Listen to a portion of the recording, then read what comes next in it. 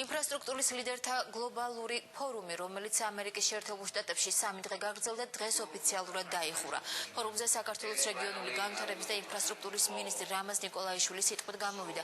მინისტრმა საქართველოში მიმდინარე რეფორმებზე, მსხვილ ინფრასტრუქტურულ პროექტებზე, უცხოური ინვესტიციების შემოდინებაზე, სამუშაო ადგილების შექმნასა და ქვეყნის სხვა პრიორიტეტებზე ისაუბრა.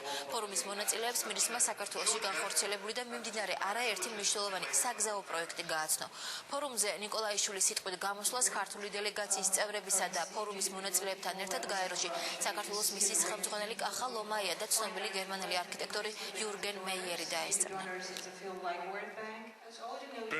მაქსიმალური ინფორმაცია მივაწოდეთ ყველა იმ ადამიანს, მინიმუმ აქ იყო 100 სახელმწიფო წარმომადგენელი, 100 მსხვილი პროექტის უგამდგომი სერიოზული კომპანიები, რომელიც საგზაო სფეროში არიან დაკავებული და თავისთავად ინფორმაცია, რომელიც ჩვენ მათ მივაწოდეთ, მათთვისაც მნიშვნელოვანი იყო და ჩვენთვისაც მნიშვნელოვანია ეს ტექნოლოგიები, რომელთაც კონკრეტული პროექტები იყო შესრულებული. ეს არის დამატებითი ინვესტიციების მოზიდვა და ინვესტიციების მოყვება, პოლიტიკური სტაბილურობა და ჩვენი ეკონომიკისთვის დამატებით სამუშაო ადგილების შექმნა, ქვეყნის მნიშვნელობის ზრდა. გლობალური ფინანსური კრიზისის ფონზე საკმაოდ შენელებული არის სხვა ქვეყნებში ინფრასტრუქტურული პროექტების განვითარება და ყველა გამოთქვამს აღტაცებას იმ პროექტების მიმართ, რომელიც მიმდინარეობს საქართველოში.